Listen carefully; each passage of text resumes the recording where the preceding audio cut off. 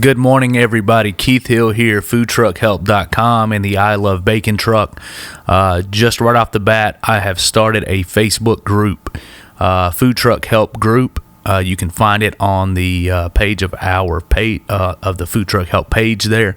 Go join that group. That's going to be for discussion and basically important things if you guys got questions or anything like that. Also, you can always go to foodtruckhelp.com. There's a contact form at the bottom of the page. You can send me a message there if you need help with anything. And once again, if you've got help and I feel like it's something that could help somebody else out, I will share it in the podcast and give my take on it. I'm no expert. All I can do is tell you, my experience and what wisdom I have from what has worked for me. So anything I can do to help, if I talk about it on a podcast, I may not help you, but it may help somebody else. So any issue you have, please send it to me and I will try my best to find a way to work through it. You can also subscribe to the podcast on Apple now. There is a link on foodtruckhelp.com, a big purple Apple Podcast button. Go right there, hit that. It will take you directly to Apple Podcasts. So let's get it started. Today I want to talk about something that has not really been a problem, but it's there's definitely a gray area in it, and I figured out a way to make that area more black and white rather than gray. So sometimes when I get an inquiry from someone wanting us to bring the truck out, an event or a location or something like that, I'll speak to my partner about it, and he'll say, "Well, man, we don't make any money there."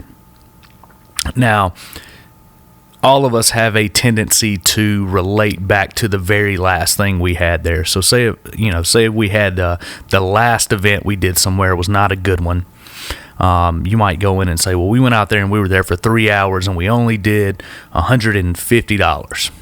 Okay, so what you're not thinking about is you had a low sales day, but it could have been raining, it could have been cold, it could have been a day where there was a big event going on, and all we remember is we didn't have any sales there. So this is about picking the right spot for your food truck. That's one of the biggest things, I think we have to figure out is where the money is. We always want to be in a place where it's kind of like shooting fish in a barrel. We like to get as much money as possible for our time spent, of course. That's why we're in business. So I'm going to give you a rundown of what we do and the way we determine, who our best clients are, locations, and how we maximize that. So here it is. This is what we do. Unfortunately, there is no shortcut to this. This takes basically a year at least. What I like to do is look at it over 2 years. So bear with me. This isn't really going to work for new people because you don't have any data yet. But basically what we're doing is gathering data for a year or, 2, ideally. So we put all of our locations into a Google Calendar, okay? All of our days, we put times, addresses, what the event is, et cetera, et cetera. So not only do we use a plugin for our website that displays this into a calendar for our customers to see, but we invite all of our employees to that as well, so they can kind of see what's going on in the calendar and stay up to date, know when they're going to have to work. We use Google Calendar for them to request days off, etc. So what happens is at the end of the year, and I'm just now getting close to doing this since it's almost the end of 2019. What I will do on, let's just call it January 2nd, I'll go in, I will export the entire calendar for, each location into a spreadsheet, or I think it gives you a CSV file, if I can remember correctly. I haven't done this in a year. So what I'll do is I'll go in and export that calendar as a CSV file. It may export as an Excel file. And then what you can do is if you use Square, you can go in and you can, if you go to reports, sales summary, and then you go to the year, all day, Actually, what I will do is I will do between, your lunch shifts, say between 10 a.m. and 2 p.m. is our normal lunch shift. Now, if you do breakfast, you're going to want to do, or brunch, you're going to want to say from 7 a.m. to 2 p.m. And then I will go to daily. You'll see, it'll be laid out. You can select date, then all day or custom, then your location, and then there's another one that says summary. Now, where it says summary, you want to put that on daily. All right, and that's the only thing I really go by, or I really change. So you go year, your time frame of the day, your location, and daily. And what that will do is that will pull up your your daily reports. It'll show you every day from January 1 all the way to 12/31. And you want to export that. Up in the right-hand corner, there is a upper right-hand corner, there's a button that says export. You click it. It just downloads a CSV file, and that's going to be your daily report. So then you got a little bit of work to do. Now, this isn't crazy, but it does take a little time. It takes, block out an hour or so. And so what you're going to have is you're going to have your lunch shift spreadsheet and then your dinner shift spreadsheet. Now, just adjust that wherever you need to be, if you do breakfast or if you do late night outside the bars or whatever. So what you basically want to do is you want to be able to go in and see where your money's at. So back where I told you to export your Google Calendar earlier, you want to open that up into a spreadsheet, or you may have to start a new spreadsheet. You want to copy and paste all those entries, which is your, we put the name, if we're at a brewery, we put the name of the brewery, then the times that we're there, and the address. Okay, so each location may have something different, but what you want to do is just go in and look, and you want to copy and paste your numbers, your sales numbers, and your tips. I like to see tips as well because I want to know where the group as a whole is making money. So I want to know which location tips the best, which location has the best sales, et cetera, et cetera. So I'll go in and do one line for tips, one line for gross sales. I will put those all in a spreadsheet together. Okay. Now, once again, this is a thing that if you don't know Excel, if you can't do basic formulas in Excel, please learn that. Like, it's very important to what you're trying to do. So you don't have to go super in depth, but if you just learn addition, subtraction, division, multiplication, and average formulas and how to work those, that will be of tremendous help to you. So go in, build your spreadsheet, match up your dates, your calendar dates and locations with your sales numbers for that day. So what you want to do is you want to do one for lunch shift and one for dinner shift, or breakfast shift and late night shift, whatever your forte is, and go in and put all those sales numbers in out beside each location. Okay? And then what you want to do is go in and find the average formula, and you want to group all of the you want to do an additional line over to the side, like in a column, and you want to put brewery number 1, brewery number 2,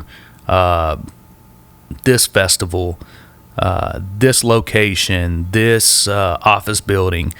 And so then you want to take and you want to add, you want to go down your line, and you want to basically do a basic sum formula beside each location that you do on a regular basis. You go in and you add every line from every sales number for that location, and it'll all pop up into that box there. Now, out beside that, you'll get, let me go back, for that one cell, which will be that one box that has your, let's just say brewery number 1, you'll have your total sales for brewery number 1. So you may look at it and you may say, okay, we've got this one location, we did $17,000 in sales. So out beside that, you want to do another column, and you want to do an average formula. Okay, so you'll do an average formula. You take your sales, and then you figure out how many dates you were there, of course, and you want to get your average. Now, this is for every location. I do this for every location every year. I go in and look at this data. Now, the point that I was talking about earlier with my business partners say, well, we do bad sales there. For instance, with us, this is one that I had to figure out. And because anytime we got an invitation to do a car show, I would go to my partner and say, hey, we've got this big car show. And his reply would always be, man, we do terrible at car shows. Anything car related, we do terribly. And so at the end of the year, I went in, I took the years from before, and I went in and I looked and I found out basically what was going on was the last 2 car shows we had done. Well, actually, one was a car show, one was a car dealership. We were out there for a long time that day. We didn't get a guarantee because it was a big corporate thing. And we had done bad at the last 2. But then what I looked at was at everyone before that, we had done $1,500 or so, for a couple hours or a few hours. So that's not too bad. So this is what this avoids. If you go in and you find your actual average, you know what you're making, and you can even break that down, 2 per hour. You can go out and do a third column. I don't do this just because I want to know, I know our shifts are usually about 3 hours. If we do a typical lunch or dinner shift, I know about where we're at. But if you wanted to, you could go out and you could look at that same data from your calendar and say, okay, we were out here X number of hours for the year. What is our average per hour? And then you figure out, you go in and that's how you start choosing your clients or your locations for next year. You look at it and you go, okay, here's our big ringers. These are the places we do really well. Let's buddy up to those people. You go back in, and we start in January. We start going to our big people where we do great numbers, where we make the most tips, because our employees making money is just as important, probably even more important than us making money. Don't get me wrong. I want there to be something left for us at the end of the year, but overall, I want our employees to be happy. I want them to not feel like they're being taken advantage of, and I like for them to make tips as well. So you look at who your best clients are, your best locations, and you say, okay, here's 10 people we really need to keep in good contact with. So we'll start contacting those people in January. We're slow middle of December to like the end of February. We really focus on catering, but in January what we do is we look at who our best clients are and we start approaching them and saying, hey, can we get a schedule? Can we get a date there, twice a month or once a week or whatever your usual is? Now, what we figured out was if we try to double down and do twice as many dates at that same location, our numbers cut in half. So we're basically working double the amount of time. We got double the amount of hours for the same amount of money. Now, that's what you don't want to do. You want to keep it so whenever you're there, that these people are happy to see you and they're not, kind of jaded because they see you every week. So if you look and you're saying, oh, well, we did 20 dates there this year or last year at this amount, try to keep it at 20 dates. Don't be greedy. Because what you don't want to end up doing is working twice the amount of time for the same amount of money. That's something that we figured out, early on was you can't double down. We cut, I want to say year 3. After year 2, we looked at everything and we cut out a lot of locations because we just weren't kind of making money on a daily basis. Now, what we did was we took a lot of money off of our gross sales for the year. But what we realized was there was a lot more money in the net sales. So we weren't bringing in as much, but we were keeping more. Now, I hope everybody understands what I'm saying there is basically it's costing us less to make more money.